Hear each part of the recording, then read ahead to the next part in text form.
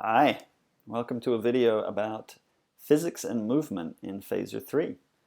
So my objective with this lesson is just to get us up to speed really quickly on the idea of sprites in our game that are part of the physics engine rather than just kind of part of the display part of how Phaser 3 works.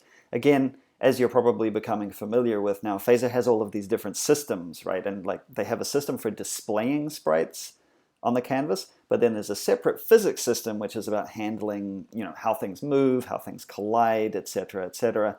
And so what we want to talk about now is how do we get movement using Phaser's kind of most basic physics system, which is the arcade physics, right?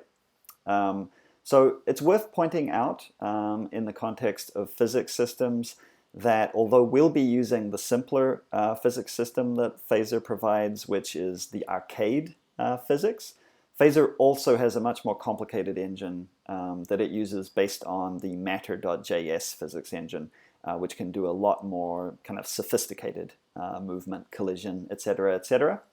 What I want us to get to in this lesson is that we'll be able to use some simple keyboard input with the arrow keys to kind of steer the avatar around on our canvas so that we have control over the avatar, which is, part of how so many games begin, right? And we'll use the idea of the avatar having a velocity within the physics system to do that. And of course, we're going to rely on looking at examples to get ourselves up and running. So you may remember from main.js that when we were first setting up our basic configuration, one of the things that we did is we had a physics option in our configuration, and we set its default to arcade. And what arcade refers to here is the arcade physics engine that Phaser 3 can use. It's important to remember which physics engine you're using because the examples and documentation obviously depend on the physics engine, right? So all I want to do in this video is kind of look at how can we get things to move based on physics. And we'll take a little quick detour into looking at keyboard control, just a touch so that we can get some interactivity. So how do we go from the current situation, which is that we've got our play scene where we add a wall and an avatar, which looks like this. The red thing is the wall and the white thing is the avatar. How can I turn this avatar into a thing that can move, which is to say a physics sprite instead of a regular sprite? And to do that, I am going to go the examples path again. I'm trying to make myself do this because this is how you would do it if you were doing this from scratch. So we need to know that moving things in Phaser 3 is a matter of physics. So we would be looking for the physics section here of the example. So here's the physics section here. And this is a good example of why it's important to know which physics engine you're using, right? Because if you don't know, then you don't know which one to choose. We're using arcade physics, so I'm going to click through here. And then this is not super well organized, right? There's a lot of different examples here. Too many to count. Although, of course, you can look at these and think, oh, this is cool. Like, clearly within the physics engine, we can tell a sprite to move towards another sprite. There's overlapping. There's move to pointer. I guess that sounds kind of cool, etc., etc. Like, there's a lot of stuff in here that we could use. But I want to really build from absolute basics. So I want to look at the simple body because that's the most fundamental thing that we can do. So what does the simple body example do? You can see my system chugging away at it here. That's because it's running other applications, not because the performance is bad. You can see that we've got a box and it's bouncing around inside the canvas. So indeed, we've got what we wanted, which is a sprite here that's it's using the physics system. So how are they accomplishing that? It's very, very simple. One thing to note, which I'm not going to use, is it has gravity. I'm not going to use gravity in our simulation or game today, but you can. There's a gravity that's forcing the box downwards at a rate of 200 pixels per second. They've also got the debug information turned on. That's why you can see the green line is pointing in its direction of movement and velocity, and the little pink outline of the box is the collision area that it has within the physics system. The important stuff here is, well, we know that you have to load an image in the preloader in order to be able to see something, so they've done that. The amazing thing is that the only difference in terms of adding it to the scene is we say this.physics.add, they're saying image, we'll say sprite, instead of just this.add.image or sprite. So basically the physics system that you're using has its own kind of adding system for adding elements to your game so that they are both displayed on the canvas and that they are part of the overall physics system. So one of the utterly cosmetic changes almost that we need to do is, because we want this avatar and actually the wall to be part of the physics system, we need to say this.physics.add image there and this.physics.add.sprite there.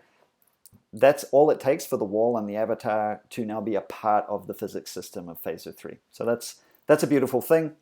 Obviously, until we actually do something with that, nothing much is going to happen, but the example has us covered here as well, because down here we can see what they were doing with that block, which is one of these physics sprites or images, is they were calling some of the methods that you get that are available because it is a physics sprite now, rather than just a display sprite. So for example, we can see there is set velocity, where you specify the x and the y here. There's also set bounce, which tells you how bouncy it is in the x and the y, how much of its velocity it maintains when it bounces off something. And we've got this thing set collide world bounds is true. That is the thing that is making the box bounce off the walls of the canvas here, right? So it can't escape from the canvas because of that. So let's use some combination of those here in our program to make the avatar move. So we've created the avatar. We've created the animations. Let's, after we've created the animations, say this.avatar.setVelocity. Now you can set both velocity, both x and y at once with set velocity, or you can just set one with set velocity x and set velocity y. That just is something I know. Either is fine. I'm going to just use set velocity x here, and I'm going to tell it to move at 100 pixels per second to the right. Because it's now moving, rather than playing the idle animation, it makes sense to play the avatar moving animation. So let's see what that looks like. Back over here. Look at it go. So it's playing its little animation and it's moving somewhat jerkily at 100 pixels per second. And now it's gone, right, because it moved off the edge of the canvas. I'm just going to quietly get out of that example in case that's one of the things making my system unhappy. But we did see that we could tell it to stay on the canvas if we did this.avatar.set collide world bounds to true. Let's look at it this time. So off it goes on its little epic journey. I really hope it stops. Are you going to stop? Good. So it stops, right? It's trying to move to the right, but then it collides with the edge of the world, which is our canvas, and it stops. And because it's not bouncy, I didn't set a bounce on it. It doesn't bounce off. It just sticks to the wall there where it lies.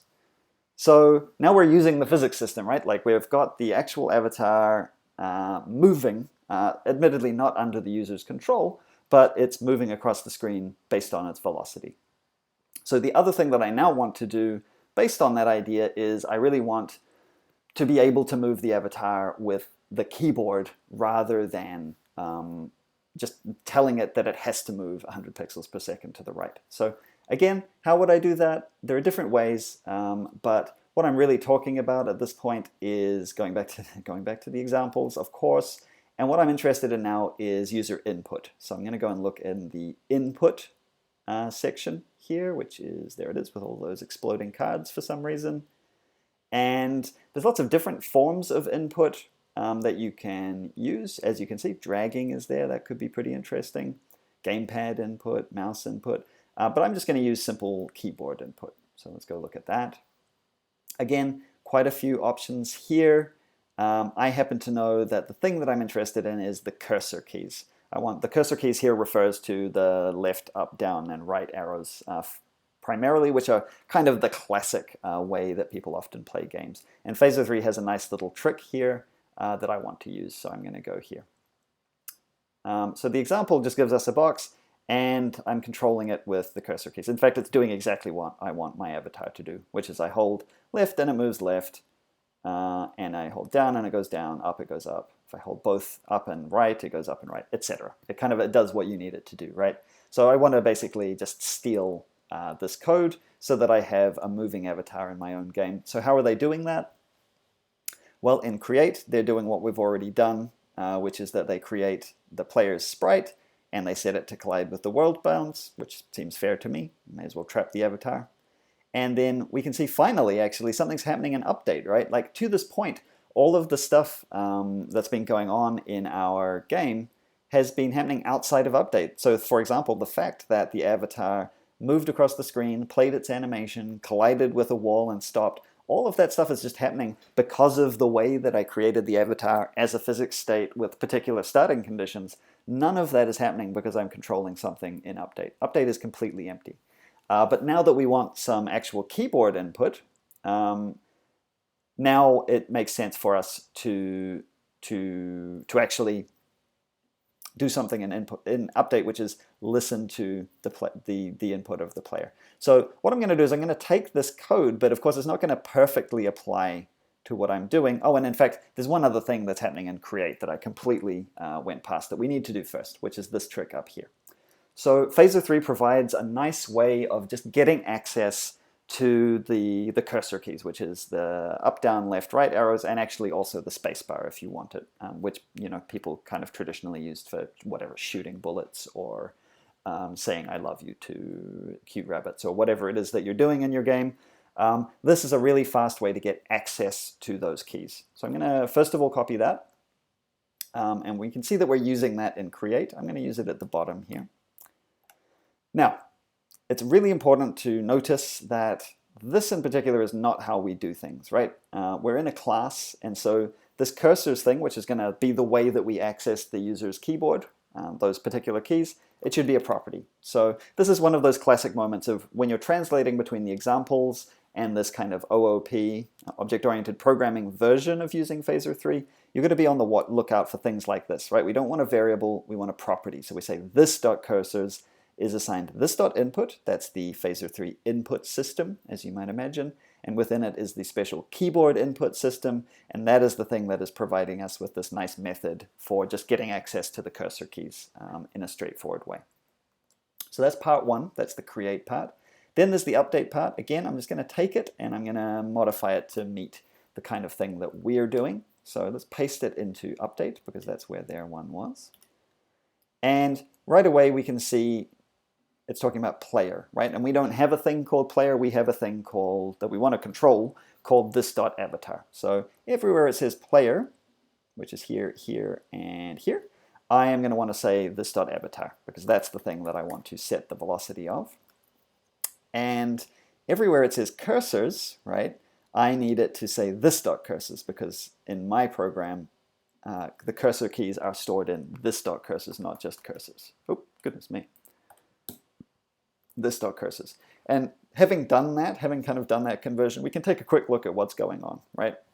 Which is that every frame, it's apparently true that we set the avatar's velocity to nothing. That way, if the user isn't pressing any keys, the avatar is just going to stop, right? If the user is pressing the left key, let's take this example, right? So we can see that this.cursors, which is the thing that we created up here in our create method, has access to the different keys. So by saying this.cursors.left, which is the left arrow, it has a property called isDown that tells us whether right now the user is holding down that key. Is the left key being held down? If that's true, that means that it is, and that means that we can use that set velocity idea, right? And we can move negative 300 pixels per second to the left. Obviously, you can change these numbers, and you should indeed change them to a variable or a property rather than have hard-coded numbers, but for now this is fine. Same thing for the right. If this.cursors.right, referring to the right arrow key, if that's isDown property is true, that means the key is pressed down, so we would set the x velocity to positive 300 pixels per second. Same thing for up and down, except with the y velocity, right? So if we go and run this now, over here, now I can move the avatar around just like that box, I mean it's hardly surprising, on the screen. It's dissatisfying though that it's always playing its moving animation. What I would like is that it only plays its moving animation while it's moving. We can achieve that, and a good way to achieve that is after we've determined what its velocity is going to be, which we're doing in these if statements here. I can check if it has a positive velocity in either dimension, and I can play the appropriate animation. So what I can say is if this.avatar, now this is, I'm not going to go into the examples for this just to save a bit of time. Every sprite that is created via the physics system, like this.avatar, has a property called body. And what body is its representation in the world of the physics. So in physics engines, and this is true in general, you have this idea of a body being the representation of something in the world of physics. So this.avatar.body is the avatar in the world of the physics, and that has a helpful property, velocity, which tells us how quickly it's moving. So velocity.x will tell us how fast it's moving horizontally, and if that is not equal to 0, let's say, so it is moving horizontally, or if body.velocity.y doesn't equal 0, that means that it's moving, right? Either its x velocity isn't 0 or its y velocity isn't 0, therefore it is moving, and if it's moving, then I can say this.avatar.play avatar moving, which is my moving animation. Otherwise, it isn't moving, and I can play its idle animation, right? Avatar idle. And while I'm thinking about that, right, I don't want up here on line 18, I don't want to play moving by default. I want to play idle by default because it starts out not moving. I also actually don't want to set its x velocity to 100 right at the start of the program. So I'm also going to delete that from inside create. This would almost work, but it's going to have a problem. And the problem is because I'm doing this every frame that the avatar is moving, it's going to try and play the avatar moving animation. And the effect of that by default is that it's going to keep restarting it. And the effect of that is we're not going to see the animation because it's going to keep going back to the first frame over and over again. So if we were to read the documentation, and again, I'm not going to dive in just for clarity and quickness here. If you want to play an animation, but you don't want to restart it if it's already playing, you can just say true as a second parameter here. So if it's already playing, don't interrupt it, basically. So just leave it alone. That's what that true there will do. Again, you can read this in the API if you wish to, but this is just a nice little trick that's good to know. You can play name of animation and then don't restart it if it's already playing. You set that to true. So let's go and look at that now. So avatar's not moving, so it's playing its idle animation, which is just the first frame. It's just a square. And then if I start moving, hey presto, the animation plays. So for as long as the avatar is moving, we get its nice looping animation. And as soon as I stop, it stops. And because we have collide world bounds, right, I am trying to move through the walls, but the avatar is trapped on the screen. So we've got like a pretty decent kind of world going on here with a solid avatar that can collide with the the walls of the canvas. It plays an animation when it's moving and not when it's not. We're almost kind of getting to something quite sophisticated at this point that we can be pretty happy with. The next thing, as you might imagine, is currently this wall is not very wall-y, which is okay. And I mean, there's some potentially interesting gameplay to be had in kind of creating interesting overlaps like this. But I do actually want this wall to prevent the avatar from moving through it. So that is the next thing that we're going to look at. How do we involve the physics engine in checking for collisions and also overlapping physics sprites? That's where we're going to head in the next lesson. For now, we have a nice little game with a moving avatar and some basic physics implemented and some animations. We're doing quite well. So I'll see you in the next video.